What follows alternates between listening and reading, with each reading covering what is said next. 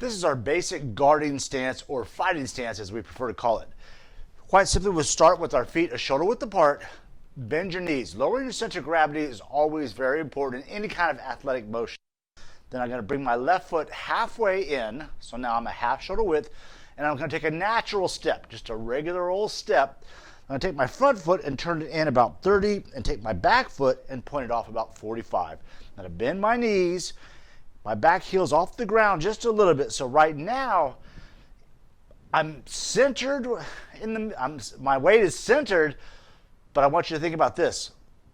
If somebody were to cut my legs out right now, I want to fall forward. It's called a falling body law. So I don't want to fall back. I want my falling body, that kind of initiative is forward. So now we're going to take a step forward. I'm going to take a step with my front foot, push off the back foot, point the toe at my target, and pull my back foot up underneath me. And I'll do it one more time, step forward, and then back. So then going backwards, I lead with the back foot. Back foot leads, and I pull the back foot up. Now it's important you end up in the same balance every time. You don't want this kind of stuff where every step is throwing you off. Legs under you, they're not behind each other. See, I'm not like this. I don't want my legs behind each other. I want them slightly offset so I can fire my rear hand, fire my back leg. I can move. So from here, now that we've got our legs in position, let's bring our elbows in and raise our hands up. I'd like your fingertips to be able to quickly touch your temples. That gives you an idea of how high your hands could be.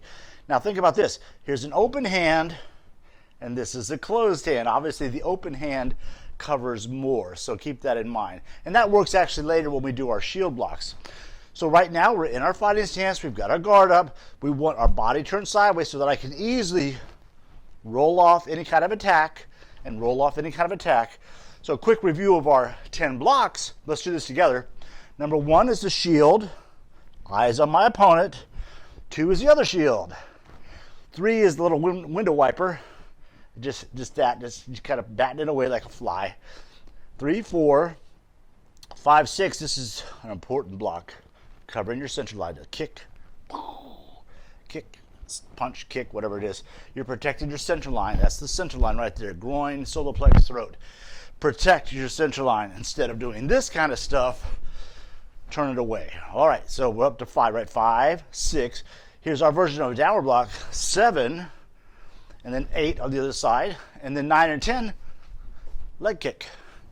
Leg kick. So I'm basically making a little wall right here and a wall right here so that my I can protect against leg kicks. Quick review. 1, 2, 3, 4, 5, 6, 7, 8, 9, 10. On 7 and 8 in particular, be careful. Try not to reach out. Keep it in close to your body. Same with the window wipers. It's common to reach, and I do it all the time. But ideally, you wouldn't want to reach too much with that because anytime you reach, you're taking the block away from the target. So this is open right now. So if I can block here, and if a guy fires on me and he doesn't reach me, there's almost no need to engage. There's no need to block. I'd rather be hitting him at the same time. There are exceptions always to every rule. Okay, so here we are in this fighting stance. We've got our hands up. We just did our blocks. We're going to talk about movement. Right. Going forward, front foot first. Going back, back foot first. Right foot first. Left foot first. But let's talk about changing sides. We see this a lot. People just change sides right there. That's a dangerous move. For one thing, as soon as I change sides, all the targets are different. The distance between my head and my opponent's head just changed. It went back a little bit. All the blocking elements are different. So everything changes. When I'm sparring and somebody changes like that, I immediately blitz them down because I'm not going to give them time to recalibrate. They just randomly switch, so I randomly make them pay for it. So here's how I'd like you to switch. A little bit of room here. So we're bang, bang, bang, and you want to switch sides for whatever reason. You want to back up, change alignment, make your switch, and then reposition back in again. And again, I'm in tight quarters here. So for instance, maybe I want to hit you with a right hook kick, and I'm not in position, so I'm going to back away, move here, pow, and then come in. Instead of this, pow. Because defensively, as soon as I see you do this, I'm on you like a bad smell. Can you say that in this class?